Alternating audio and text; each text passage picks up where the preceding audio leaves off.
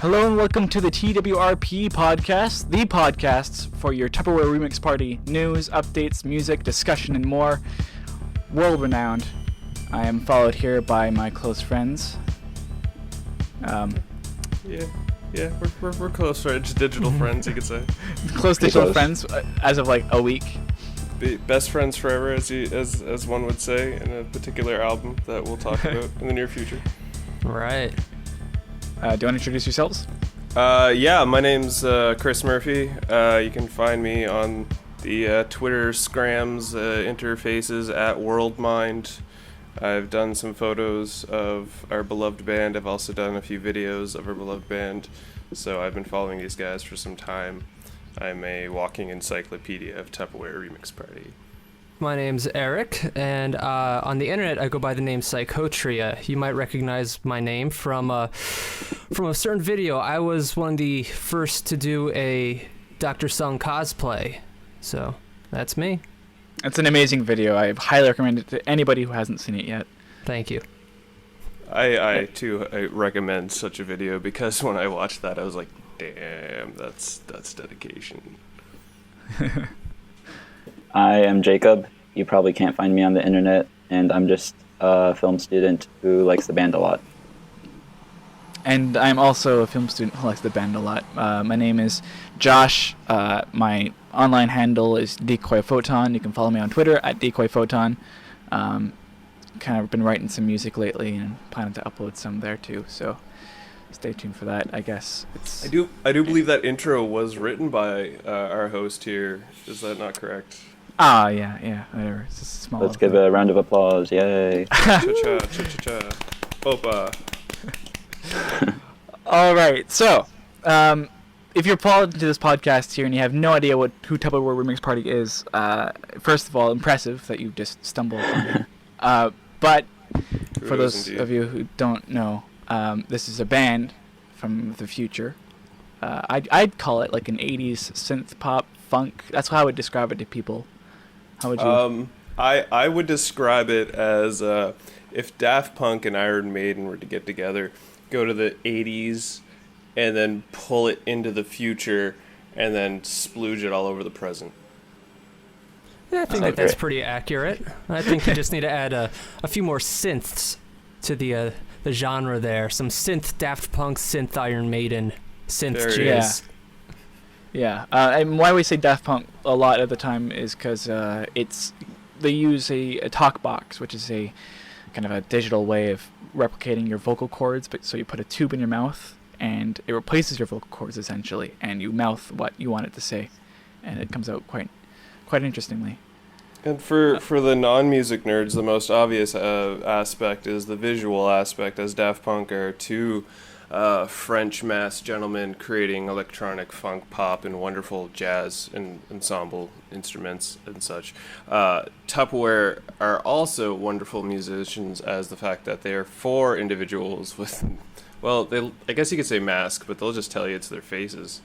So how did you guys each get to know the band? Let's start with Eric.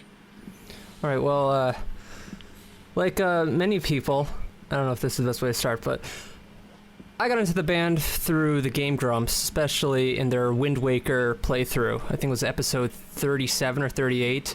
Dan starts mentioning them, and then Aaron's like, "Oh yeah, they're totally awesome," and they start like singing the No Pants dance, and that like really got my my interest peaked. So I checked them out, and that's how I fell in love with them.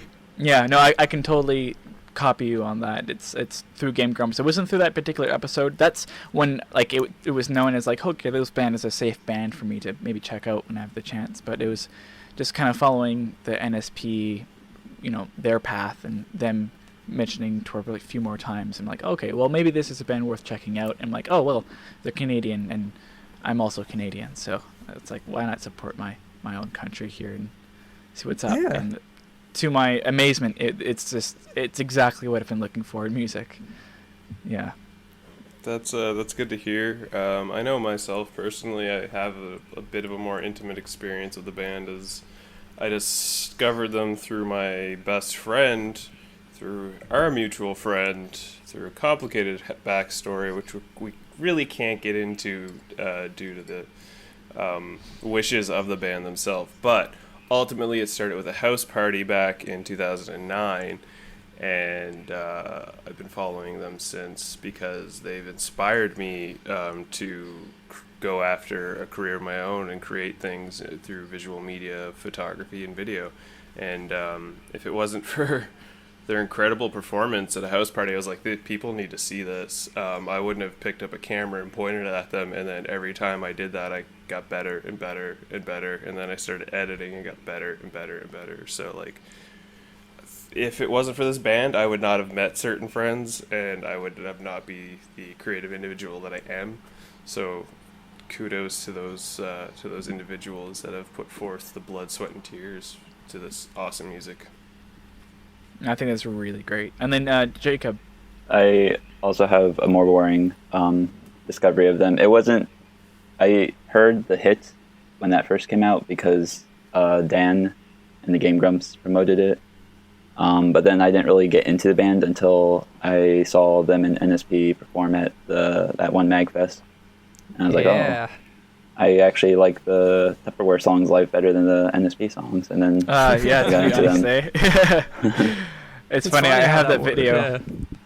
I've heard from a lot of like internet, I should say I've read a lot of internet chatter, especially in the comments for like when the hit first came out, like following the blow up of comments and like trying to keep up with it. Eventually got to a point where I couldn't, but seeing a lot of people say comments like, oh man, Dan sounds so much better with an actual band behind them. It's just like, oh, this is what he needed. This is perfect. And like, and then a lot of people that were Tupperware fans being like, oh, seeing these guys with a singer, it kind of brings them to a whole new level. So that was an interesting like career step for them, and it's clearly been paying off. Yeah, actually, you know what? I'm curious. Did you know of NSP before they collaborated? Okay, so I knew of NSP slightly before they collaborated. It was like I was watching a Philip DeFranco video, and he was talking about The Decision. And I started watching that video, and at the same time, it was around the same year when like we had the house party, and I had mentioned to Dr. Sung, you know, you should check out these crazy Ninja Sex Party guys, because it was really just like, you guys are Tupperware Remix Party, these guys are Ninja Sex Party. What's the irony? Ha ha ha ha ha. And then fucking here we are, like almost like 8 years later, and they're like destroying absolute large venues with massive crowds of like insanely happy nerd people. So would you say that you take credit? No, I'm not gonna say I take credit at all. That would be totally buffoonish of me. But I would like to say I may have. I don't know. There's a good chance. I think even when I mentioned it to him, he said he had heard about them before, and I was just like, man, you guys should like do a show together sometime. He's like, yeah, that'd be jokes. And then yeah, again, here we are. So I'm fairly certain he knew about the band slightly before I brought it up to them, but Okay. I definitely brought it up to them at one point. But definitely, Like, yeah, and jokes. encouraging. Yeah, and encouraging definitely encouraging like a collaboration. I was one of the few people to be like, you guys got to work with these guys at some point. So if not the one to show them, I was definitely one of the few to encourage them to work together, I guess. We definitely have a good eye or good ear for that. Yeah, it's amazing. It was the absurdity that stood out to me. I was just like, this could go places. Yeah, it's true. Both of the bands are really kind of out there, and that's what makes it so perfect when they're on stage together, because it's so entertaining, like all the way through. And they both have these energies that they could feed off of each other and just get even more wild and crazy on stage. Exactly. You can just tell that they're all just great people, and they're just having a good time. There's no anger. There's no seriousness. It's just They have fun. A bunch of they Good have vibes. friends. They have fun doing what they're doing. It's really like pure family up there. Like you see them all, they just act like brothers joking around. They just like know the timing. They've got all these like inside jokes that are, you know, slowly progressively being turned into like hilarious like skits later down the road. Like for me, it's like in a year it's going to be really phenomenal to see the type of visual presentation that Tupperware will start to bring forward, because they're getting into the groove right now. They're, you know, busting out of their like, I guess you could say, egg. You could really say that they're really crusading that groove. Oh, Yeah, yeah, you could say that indeed. I don't want to mess up your schedule for the podcast, but are we going to talk about the NSP song that was released today at all? Or are we gonna save that for another time? That's an excellent segue into our news segment here.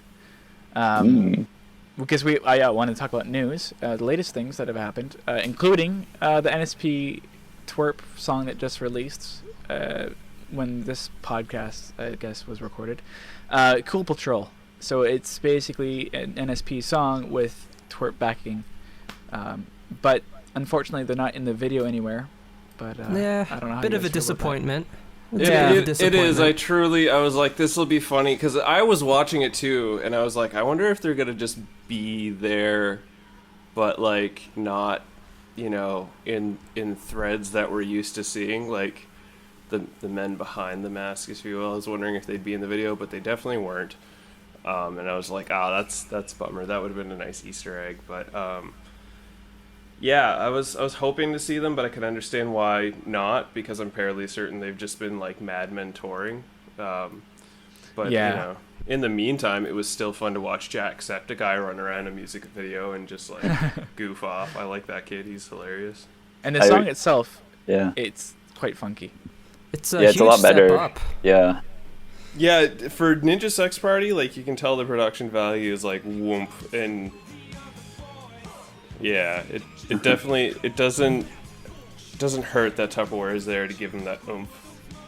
Yeah, they still like have their own. It still sounds like an NSP song, which is surprising to me. I didn't like it. Still like remains that like NSP style with still having like the actual instruments and Tupperware in there. Like you can tell that's an NSP song and not a Tupperware remix song.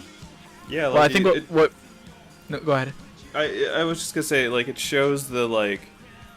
For me, it shows like just how versatile the group is as musicians. That like they can bring a particular sound, but at the same time they can cover like just about any song you throw at them. And then they're like, working with Ninja Sex Party in the exact style that Ninja Sex Party's been doing for, so many years. Yeah, exactly. I have to wonder if some of Twrpp's like musician, the writing skills have kind of moved over to NSP, because this song seems to be much better written than some of the previous NSP songs. Like, for example, it doesn't abruptly end. It has an actual ending to it. That's true, yeah. It's not some ending with Brian doing something comical. It's like... Yeah, and like even like the drum parts, like a lot of the NSP stuff, it's just the same like patterns looped over and over. But this has some variation to it. There's more different sections, drum fills, and just the quality. Since it's the band doing the backing, the quality of the instruments and the production value is just so much better.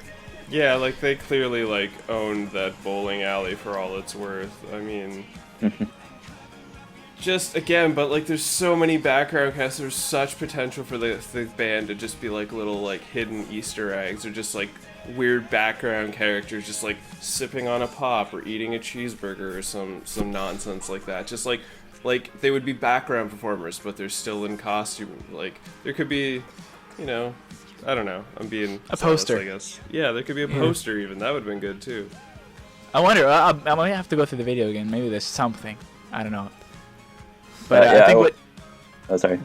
No, I was just going to say that the most Twrpp thing I think about the song is definitely the drums, but the bass. Yeah. Just bass really just... The guitar really shown in this one also. Normally the guitar is more of like a background part compared to the bass, but the guitar really stuck out in this song. Interesting, yeah. I actually wasn't paying attention to that, but yeah. I was just going to say the quality of the music video itself as well is a lot better than NSP has done recently. Like there's no, or at least the green screen that there was in there isn't like the cheap looking stuff, because that joke was kind of getting old with like the cheap looking green screen. It isn't as cheap. It's still cheap. Yeah. I'm gonna say that's definitely due to Sean Barrett, because I mean that guy, since he's been like directing the videos for the past 2-3 videos, he's been killing it, and like that's an excellent collaboration, visual and music wise. Yeah, definitely. Yeah. And also in other news, we are looking at a possible new album. Mm. That's that's been like kind of like if you know where to look, and it seems like it's in the wind or whispers in the wind that there might be something going on. Currently, the band is possibly shacked up somewhere in the woods, which would explain all of these hilarious clown videos that they're posting. Yeah, no, that's good. But yeah, it seems like they're definitely working on something space journey and epic. I certainly hope. I hope it kind of like continues to tell the story of Tupperware, because yeah, there's some chapters I think that need filling in. Mm-hmm. They definitely seem like a very evolving band, so be interesting to see where this absolutely. They've evolved several times, but to see, I guess you could say, their final form is impressive, to say the least. Any other news? Anyone else wants to say? Oh well, there's the Toronto concert. Well, yeah, that's coming up. It's true. I should be there with camera in hand to take some snazzy photos.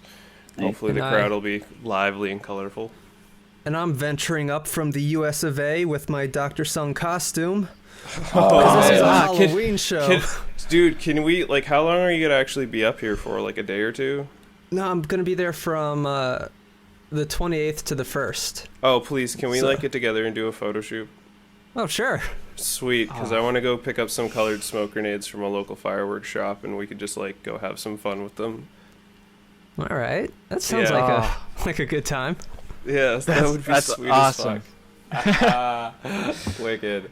Oh yeah, take photos. We'll put that on the site as well. For sure. I mean, I gotta get some mileage on that costume. I spent so long making it just to wear it for one day. Yeah, man. And they'll recognize it, I'm sure. Well, I mean, how can you not? Do they know you're showing up at all? I haven't mentioned it to them yet, but oh, that's gonna be jokes.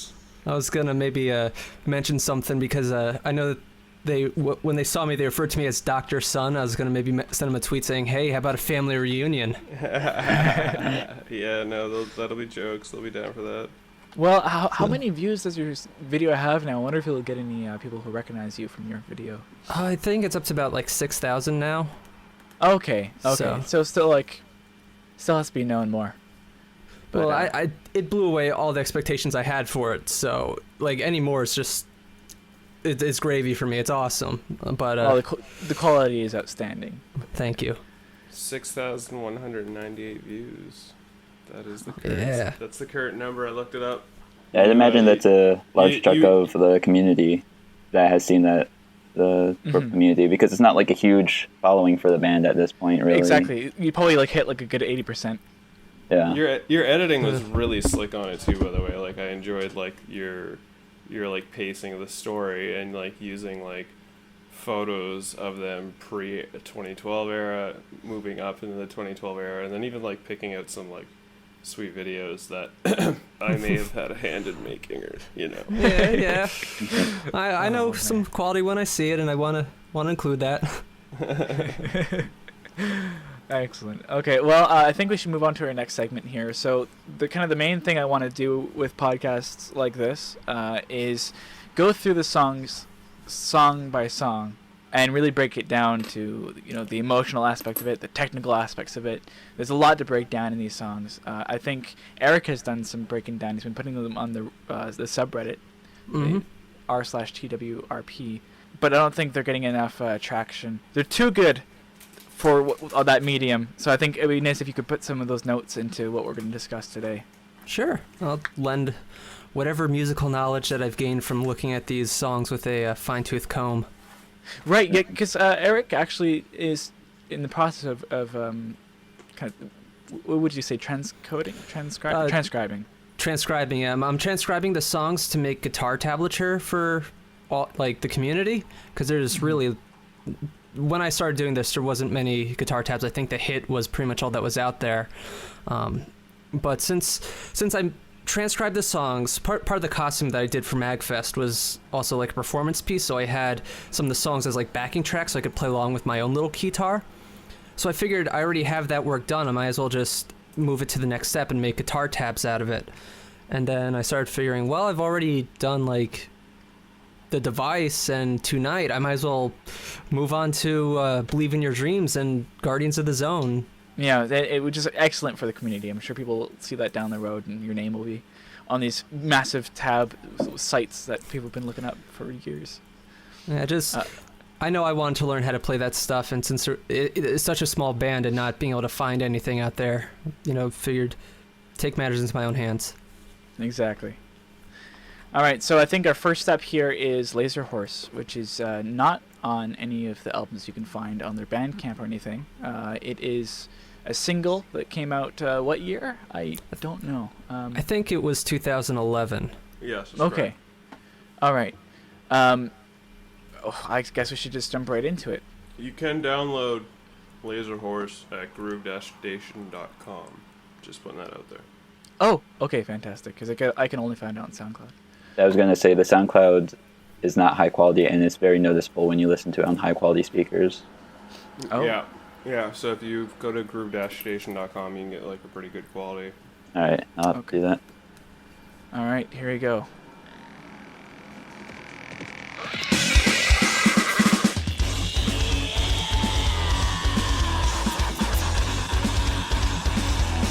So right off the bat, we can see that it's just right in your face. We got screaming, we got horses, we got cymbals and guitar. Drums.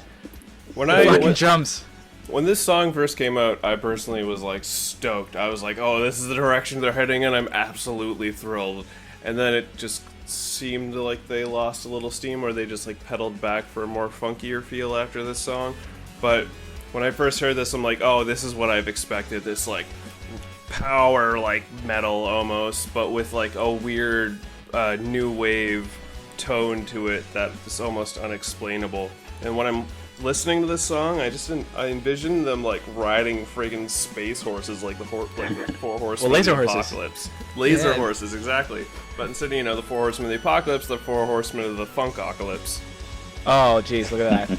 I almost feel like this song would have been fitting for that Adult Swim Flash game Rainbow Unicorn Attack a few years ago. Oh, dude, you don't know. My God. Dude, I played that game so many times and listened to this song on repeat several times. You were in my head. Get out. Get out. It would have been perfect. I love the fact that the song, it really kind of opens up at the choruses too. So I really like the style of writing where you have these verses that are intense and right in your face and hard, and then it opens up, and in this song it goes into triplets, and you just feel like you're flying, right? These beautiful solos, and I believe I'm sorry, go ahead. No, go ahead. I was just gonna say I believe they did play this on the Canada's Got Talent. They did that, and they've done it at a few festivals, I'm sure. To really get your guys' brain bent a little, back when this song came out, I would say maybe a year after, there is a video called Space Stallions. Have you guys ever witnessed Space Stallions? I have not. I have. Okay, so Space Stallions is a wicked animated, like, kind of music video intro cartoon, and like for me, it's like practically the most perfect, I guess you could say, fake music video you could play. So if you were to like just play it with mute on and then play Lazerhorse behind it, that's the closest you'd ever get to having like the most epic Lazerhorse music video. But yeah, it's pretty weird and it's kind of hilarious. Huh. I'll have to check that out. I'll also post that on the description. I see a guitar in there in the music video, the fake music video. Yep, there's guitars, there's like transforming suits, there's horse symbology, it's in the middle of space, there's funky costumes, there's weird aliens. It's just riddled with like 80s juice. It's wonderful. Nice. Wow. Do we know what our lineup is for this song? The lineup for this song would have been Bombastron, Atomicock, Startrotter, Dr. Song, Have Hogan, and I believe Phobos actually as well. Nice. I believe. I could be wrong with that one. Okay, so this is definitely probably has a different taste because of those band members. Yeah, I feel like maybe it was just Bombastron on this one. Cause like this guitar lick sounds very Phobos.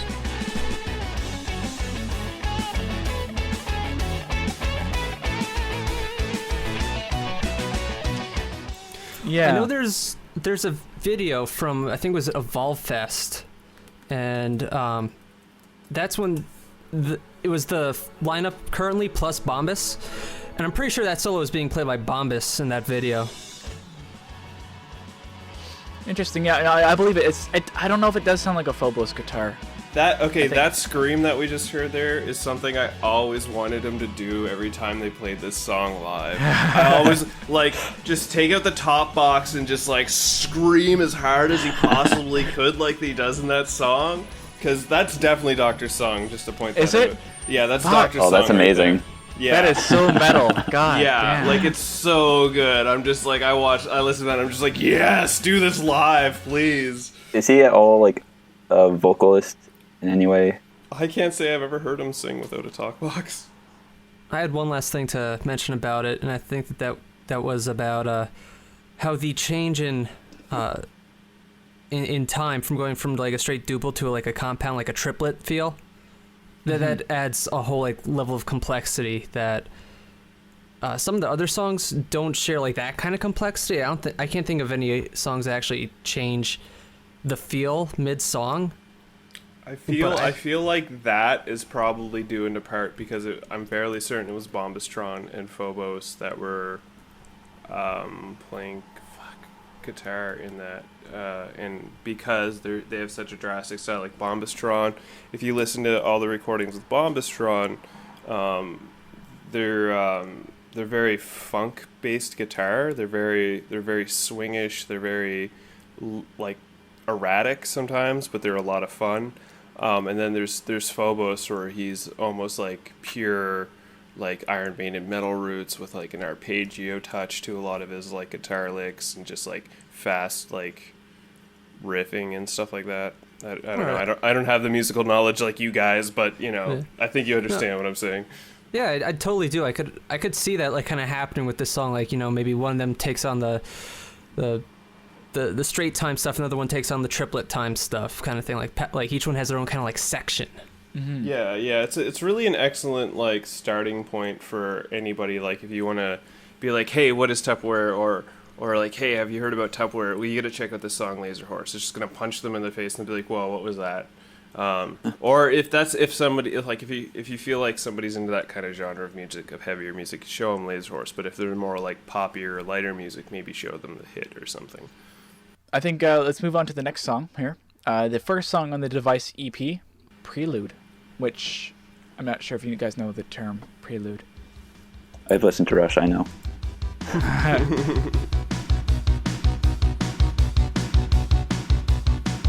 So already we're way more synthetic. This whole intro just makes me want to drive a car down a very like lonely highway with very During the epic night? lighting. Yes, Yeah, absolutely. with the street lights going by, yeah.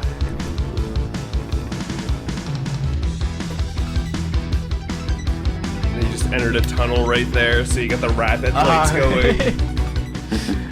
And definitely, yeah. So everything's sequenced. Everything's really tight.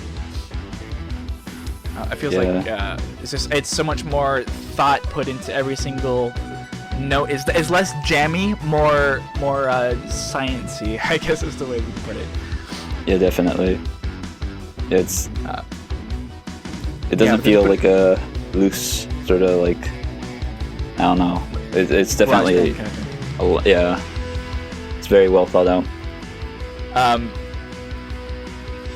It also feels a lot more. The mix is really good. Oh, here comes the transition.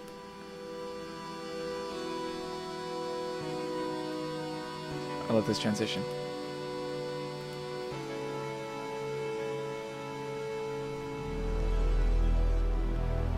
Hello. No one is available to take your call. Please leave a message after the tone. Hello. This is your computer wife.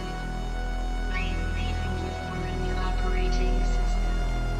Goodbye. All right, so this is the computer wife. Mm-hmm. Or just When I computer heard wife. this song, I instantly thought of Mad Science, that show where the two guys create that chick from the computer, and she's like a Yeah. genie. Yeah. Weird Science, I think it is, right? Weird Science, yes, Weird Science. Yeah. Oh, also, what are the first two words that she's saying in the song? Like, is it like? Because I hear like take it back. like MM. Like what? No, take it back to where you're talking about. Sure. Oh, hold on. Hello. No one is available to take your call. Please So like leave a right after message this, after the first tone. two words she says. Hello. This is your computer one. If she says hello, this is your computer wife. Interesting. Okay, it's just I'm leaving Yeah. you for a new operating system. Goodbye. Yeah. it's just the It's really effects. like This is okay. So if we listen to the vocals, That is Doctor's song. That's On the Doctor's vocoder. song. They're using a talk box, I believe. no, Is it this vocoder? Is it vocoder for this? Yeah, yeah. You can tell because it isn't like a solid note, and the S's are a little like. Yeah, I don't think they started using the talk box until tonight, because this album was like pretty much the one where there's 5 of them playing. So this is why I feel it feels a little more heavier, because there was more range for them to like play around. For sure. And another thing about a talk box, the best way you can get the sound similar to what we hear here, is you got to kind of sing into the vocoder, kind of sing a note, and then play the keyboard, and the keyboard will find other notes within your voice that you're not paying attention to. It kind of like isolates the sound in your vocal cords. So I guess this is the only recordings that we can hear of Dr. Sung actually singing, even though it's very computerized. You have to Yes, sing. it's heavily processed. Mm-hmm. Because So I guess that actually- answers your question, Jiro. yeah. Or, sorry. I don't think I asked the question, but No. You were talking about how, does Dr. Sung ever sing? oh right, true. I know at like some earlier performances, it was actually Commander Meowch doing the vocoder parts.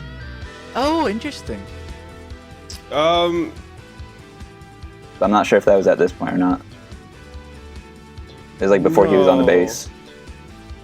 There was that performance back in like 2010 when they were a 6-piece, and he was doing a lot of like backup vocoding and like synth stuff and sort of like just like background like noises. Like I remember they were doing a cover, or they were doing their song Over 9000, and they had like a bunch of like race car noises playing throughout of it. It like hyped up the song a lot, and that was like the one time I listened to it with a 6-piece. It was the best performance of that song, in my opinion.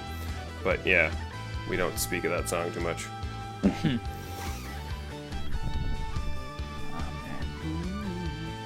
I feel like this song gets overshadowed by the No Pants Dance a lot, but I actually prefer this one. Do you? I mean, the No Pants Dance is like one of my favorite songs of all time. Yeah, But, I mean, I like both, obviously. No Pants is a classic, but this one now, it just has like a very distinct style to it. Yeah. It has a lot of dynamics like this part. It's a really great dancing song. Breakdown's fun. The girls love it every time. 'Cause it's I like wonder- it's got that sexy hip swinging to it, right? I probably Dr. Sung at the beginning doing the computer white voice. I mean, with the vocoder, anything's really possible. Yeah. But listen, let's take a moment and just appreciate Commander Meowch's bass slapping in this song. Because, like, he goes off. He goes off every time on this song, especially on stage if they play it. Oh yeah, the Commander Meowch's bass playing is always just top notch. You read the comments of any video, even with people who are fans and not fans, you just like who's that bassist? Wow, it's so amazing. Like, that cat can really play. That bass playing is for all the ladies there tonight. Yeah. The slap bass always gets people's attention a lot more than traditional style of playing because it's a lot more prominent. Well, it's just the way he holds himself too live, just like his. Oh, yeah, I mean, the whole step band's- forward and step yeah. back, and I love how they keep in sync with The choreographed dancing is what side makes it. steps and all that. Yeah, the choreography is always just. It makes me smile every time. I believe if I can, I'd like to maybe segue into a little section. We'll just because I believe this is a good spot. I want to ask you guys in particular, out of every member that you know of, which one stood out to you the most, and generally, like, what is it about them that you feel brings the most to the table? All right. Well, if I can start, it would have to be Commander Meowch, because, I mean, growing up, I always loved cats, and so I'm like, oh, hey, well, this is pretty neat. He's playing the bass, which I've always kind of liked the bass. I don't play it myself, but I've always appreciated bass players that are good, and he's just slapping it like crazy, and everyone else is doing their stuff, but I haven't seen a bass player really go that intense before, and they kind of drew my attention. And just, he kind of had this personality on stage that I haven't really seen with many other bands before too, and when he kind of has this little goofy smile underneath that mask, I don't know, it's very contagious. So I just kind of watch these videos online, just kind of staring at Commander Meowch and just being like, no, life play is good. I agree. Yeah, he also has the advantage of being the only one who's not a robot on the stage. So that makes him stand out a lot also. That's up The for only debate. other one who can talk. I mean, he might be a robot, but, he's good at hiding it. The most sophisticated one. It's the plot twist I hear. For me, it's Dr. Sung playing keytar. You just don't see keytars much these days in the year of 2016, so that's really I don't know, I latched onto that, and I don't know, I don't really have words for it. It's just something that captivates me. He also has a high kick. Oh, the high kicks. Yeah. The high kicks and the nunchucks, and He's an excellent showman. His showmanship's gotten so good over the past few years. Yeah, he's got those hip movements down too. The thrusts from underneath the keyboard. My favorite was when he started coming out with a cape and a rose, and he's just got like this long black cape, and he's like smelling a rose, and then he like flails open the cape and gives the rose to like the first girl in the front row or some shit like that, and then just they proceed to play. Tuxedo mask shit going on. Exactly, like Tuxedo Mask. It was so hilarious. What a story for that girl.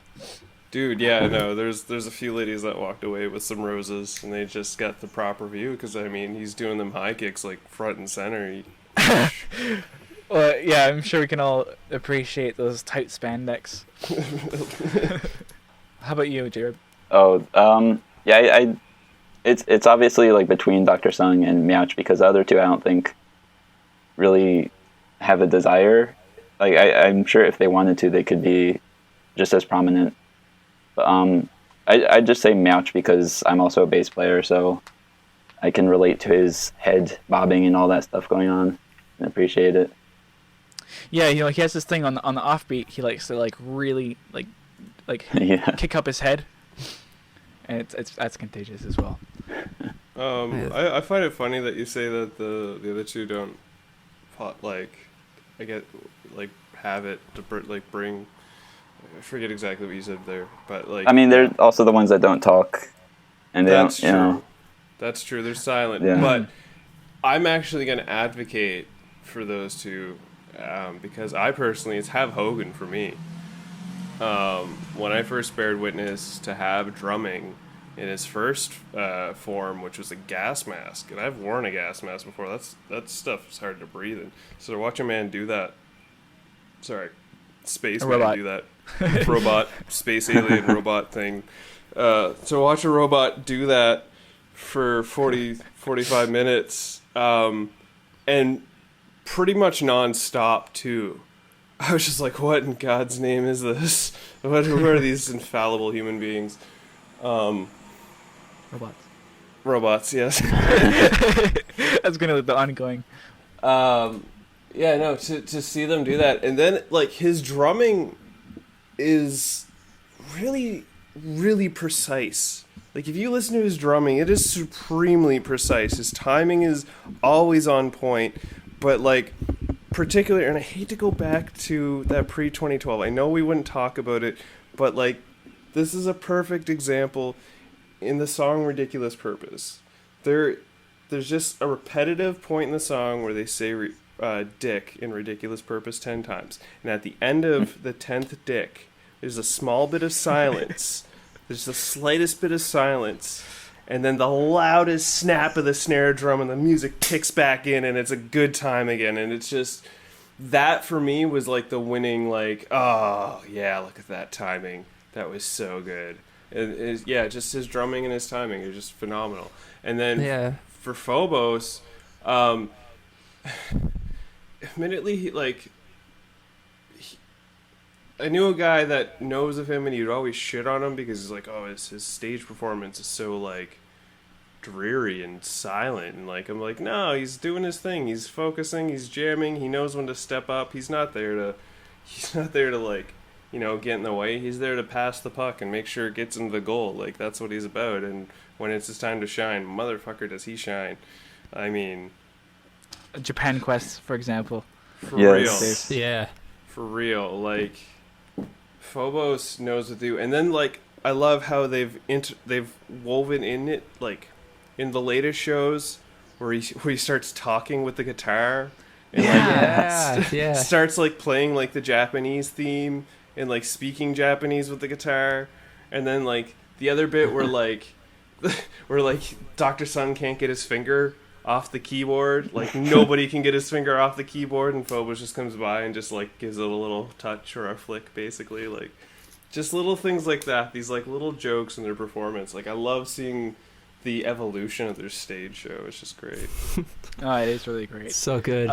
If I may add something, I never thought that I'd ever hear in my life somebody like so enthusiastically telling me what was at the end of the 10th dick. It was a really good snap of a snare drum at the end of the 10th dick. Usually what they happens. were in a row and it was a train, but damn, it was good dick.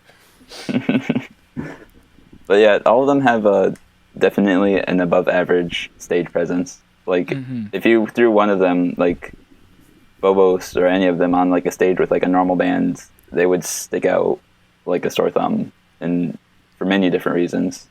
The costume, first of all. Admittedly, I want to see that. I want to see them just randomly show up on like the Jimmy Kimmel show with like a regular band. And it's just like, who the fuck's the dude in the suit? As my mom would be like, "Who's that guy in the Ant-Man costume?" Like, you know what's really cool? I got to witness them once perform with Scientists of Sound. Like it was like a Tupperware open for Scientists closed, and then at the end of Scientists of Sound, Tupperware came back on stage, and they just had like a 20-minute jam session of just like random music that was not pre-practiced before. It was really interesting. It was an interesting moment. But yeah, there was like a weird jam session, a weird live jam session with another band. That's cool.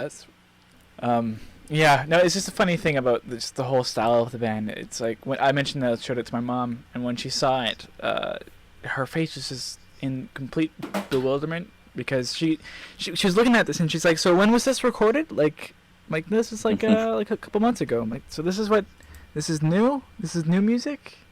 And like, yeah, I grew up with this though. Like, like, no, this is where you know, a whole line of style is going. This 80s throwback, and she just didn't get it. It's just like I thought we were moving on from that. Yeah, no, you know what? I kind of got the same reception from my parents when I told them about them. They're just like, "Oh yeah, that's neat," and that's all they left it at. They never really like put much thought. And I'm standing there, I'm like, "No, they're the next Beatles. I'm telling you, they're going to like destroy the legacy of Kiss. They're that good." Do you think they'll ever go down the path of vaporwave, or are they kind of like because they're teetering on the edge of that, you know, well, the color spectrum and the I don't know, just the vibe. I'm not sure I get this reference. You know, vaporwave being the new. If you just look up vaporwave in Google, and it's kind of a new genre of music and video and audio. I think I'm aware of like the art style where it's like those early '90s computers with their weird, like almost semi-tropical, like desktop screens. And am I thinking of the right thing? Yeah, Yeah, pink, purple. yeah. Japan is a lot to do with it a lot of the time. Lots of grids, lots of pinks and blues. Lots Yeah, of Simpsons. a VHS kind of look to it as well.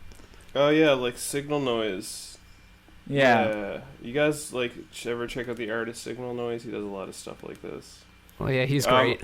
I wouldn't call it. I've never really considered this vaporwave. I just call it like new retro wave. But yeah. No, Vaporwave's a little calmer. I mean, there's like the classic song. Was it Macintosh 420 something? Just like the one that everyone says, jokes around about. But I don't know. I'll post a link in the description about that. Yeah.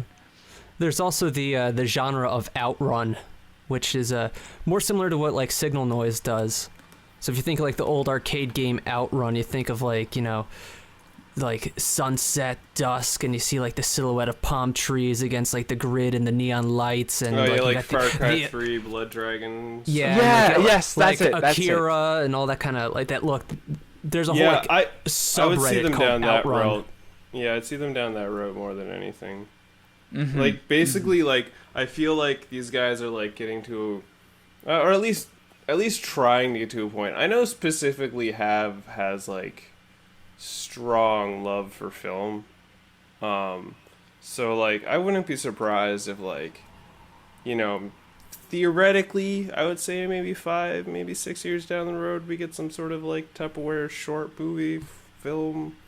I mean, if they did like a short movie sort of thing, I think they'd have to build an album around like a concept, or a concept album, much like how Pink Floyd did with The Wall. Yeah, or like Daft Punk. Yeah, Daft Punk did their video, their movie thing, Electroma. Oh, I haven't seen love that. but It's so like pretentious and artsy, but I love it so much. Well, so is Pink Floyd The Wall. I think any band, you gotta have some kind of pretentiousness to. Yeah, like the Protomen are going to be releasing like a short film sort of thing based around their music. Dude, I am dying for that. I've been waiting years for Act 3. They are the best band ever. Yes, that's another band that people should check out if they like TWRP.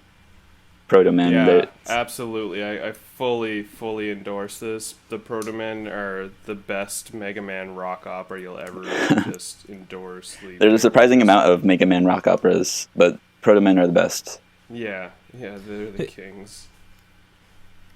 Would it be alright if just for a little second we go back to talking about the Prelude and Computer Wi-Fi? I have something that I yeah, we didn't really talk about Prelude a lot, so I think it'd be a good idea to go back to that. Yeah, for sure. Should I play it again, or do you want to? No, I could just go from there. All right. What did you want to say about the Prelude? All right. So, you know that in like Western music, a prelude is used to like kind of introduce ideas or motifs that are going to be in the other pieces of music accompanying that work, right? Is that a prelude, or is that usually the overture? That's like a that? prelude. The intro, the prelude is kind of the... Yeah. All right, for some reason I thought the prelude was just like the beginning, and the overture is like an overview of what's going to be in the an music. overture is like a direct like preview. It's got like examples, little excerpts from songs you're going to hear later on, whereas a prelude is more like an introduction, like your introduction paragraph in an essay or something like that. So we should include like ideas that are going to be used again throughout the song, but it's not like verbatim notes. So like my question is, what like motifs or anything that you hear in Prelude do you think gets used again in the rest of the device? Oh, interesting.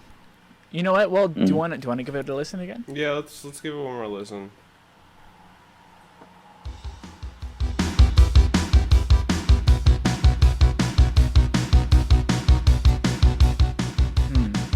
Definitely the driving drum beat. Yeah. The synth, those kind of solid kind of string synths almost. Right. Kind of cover everything. And definitely that arpeggiation.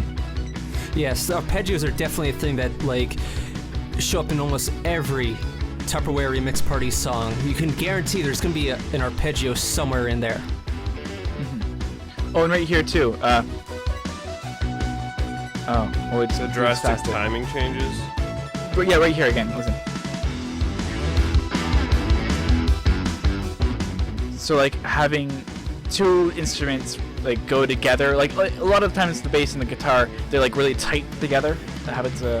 Because we'll see in the device as well. Yeah. That's kind of a big thing.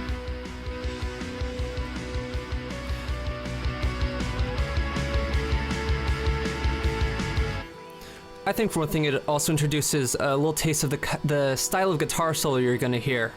Right. Yeah. Because you're gonna for sure. have all like those kind of And then there's also like with this like little like keytar breakdown, it just sort of like lets you know that like just when you think it's like building and you're going a certain direction, boom, they're gonna take it out of left field and give you something like soothing and kind of like trance like that you're just gonna be like, whoa, and then you get lost in thought for a second, and then they hit you back up with like the ramped up energy of their overall performance.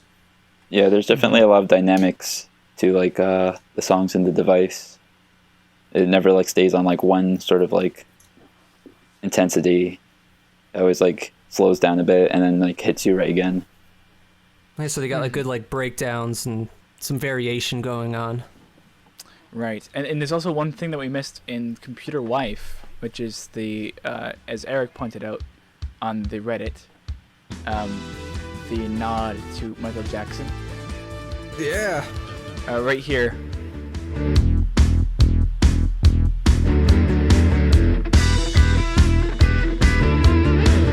It could have almost been a sample from Beat It. Yeah. I know that they've played Beat It several times, so I imagine that Michael Jackson is an influence on some of the work they do. For sure. So well, without a doubt, it shows. Yeah. Yeah. Also, you also mentioned in your Reddit post that the chords change on the and beat of the fourth. Right. So if you listen to Prelude again, all the chord changes are happening like in time on beats. Mm-hmm. Yeah, right on the one it changes. Yeah. But But in with Computer Wife- Computer Wife, it happens before that measure.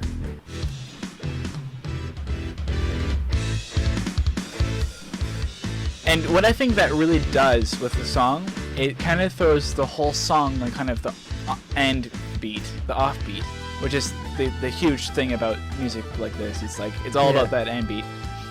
So I think by putting the whole chord change on the off beat, really just enforces that whole style. Like right there, that's where, you know, you got this big hit, like almost in the middle of a phrase.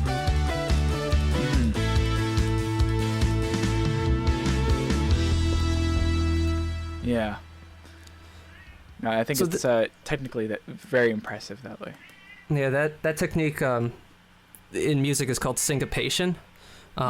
That's pretty much just using the unaccented beats of a measure, and they use syncopation extremely well, and it helps give like an interest to the song, because if chords just keep changing on the beat, it's boring. It's like every campfire song you could think of, but once you start adding some syncopation, it catches you off guard, and it makes you a more active listener to the music, because it's not comfortable. It's like tension and release and stuff. It has some effect on you physiologically, I'm sure of it. That's exactly what it is. It's the tension release, but they do it well enough that it isn't jarring and it isn't unlistenable. So it's not just being like, oh, why don't we just throw in a couple more bars here or just do this and this. But it's done in a way that it's still dance. It's a very dancey song, and it's you have no issue bobbing your head to it. There's you could even see like some like prog rock sort of influence in the device, and like Definitely. certain ways they write the music. And I think we'll certainly hear those influences really come through on the device part 1 and 2 late on our next episode. Oh yeah, definitely. Okay, so I think that really concludes today's episode. We don't have any remixes right now to show off. We want to do this thing where we promote a remix and we have it in the background, or... Oh. There is a remix I just discovered right now, if you guys are willing. Send it to me. Let's play it. It's on Discord. I just sent it. If you got the link there, it should be like right there. All right, hold on. So, from what I understand, the story behind this one is it's a remix of Smash Mouth and Twerppin and his P's The Hit. Oh my god. This is amazing. And Well, I discovered this on Reddit. Apparently, Danny knows about this, and he was talking about it in an episode of Game Grumps recently. All right. Well, here you go. What a save you made there on our empty remix section. Right. I am not getting any audio. Hold Be sure to mention the name of the So artist here. The artist here is Mustard Tiger. Mustard Tiger came up with this this mix, which is clocking in. I ain't the sharpest tool in the shed. She was looking kind of dumb with her finger and her It's a little like sloppy in the beginning, but like once it gets past like that first 5 seconds, it gets really good. on. For sure, let's give it a second. well, here start coming and they don't stop coming. Back to the woods, Yeah. ground running. It makes sense not to live for fun. Your brain gets smart, but your head gets dumb. So much to do, so much to see. So what's wrong with thinking the back streets? Wow. You'll never know if you don't go. You'll never shine if you don't glow. Hey now, you're an all-star. Get your game on, go play. Hey now, you're a rock star. Get the show on, get paid. Only shooting stars break the mold. I love it. The singing with Dr. Sun. I haven't honestly listened to this until right now, so For sure. Well, that's a little bit of a teaser then, because I don't think we have time to play the whole song or the rights. let's try this. What's this? Okay. Get the show on, get paid. Only shooting stars All right. I say we should let this play at a slow volume. We'll say our goodbyes and then crank For it up sure. and let it take us out. Excellent. I love it. So yeah, as I was saying before, you really interrupted me with this amazing song. I want to do a little remix section so we can appreciate remixes that people are doing for this band, and just the amount of effort that goes into just their love and appreciation for it all. So at the end of every episode, we're gonna do a little remix presentation. Just have the song playing, much like now, but maybe less interruption of it. And give a little shout out to whoever it is. So if you want to submit your remix or let us know about it, if it's somewhere and you've done it and if you haven't talked about it yet, shoot us an email at twrppod, that's Twrppod, @gmail.com. And we should be able to get back to you pretty soon. It's not like we get a lot of emails. So And I'd also like to state that if you guys have any awesome Twerp fan art, also send us that, as we'll probably showcase it on the website and ensure the band will see it. And I would just want to give one art shout out to Tara's Tunes on Tumblr. She's got this great little cartoony piece of twerp that she drew for her friend on her birthday. I suggest you guys check out Tara's Tunes on Tumblr. You'll see it. It's her first post. It's really cool. And that's my fan art shout out for the weekend. My name's Chris Murphy. You can follow me on Twitter, Instagram, Facebook at WorldMind, and hopefully I'll see you guys next week. all right, yeah. Again, my name is Josh, or Decoy Photon. You can check me out at Decoy Photon on Twitter. That's usually where I do all my news updates and everything. My name's Eric. On the internet, I'm Psychotria, and follow me on my channel, Psychotria Plays. My name is Check it out. Jacob, and I'm kind of just here. I love it. We'll get him on Instagram for you folks, and you can Exactly. follow his life. We'll showcase you off to the world, J-Rub. All right. Excellent. Well, thanks for listening, you guys. Bye bye. Peace out. Later.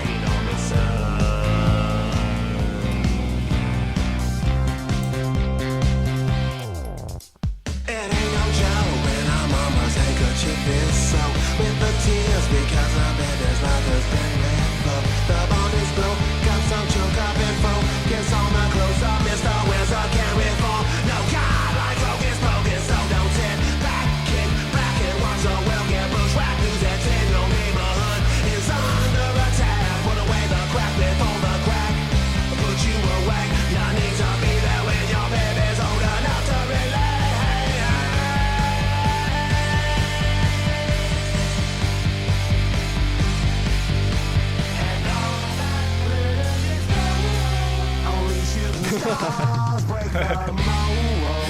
Oh my! All of we just all just went silent, just enjoyed it. Excellent. Okay. Goodbye.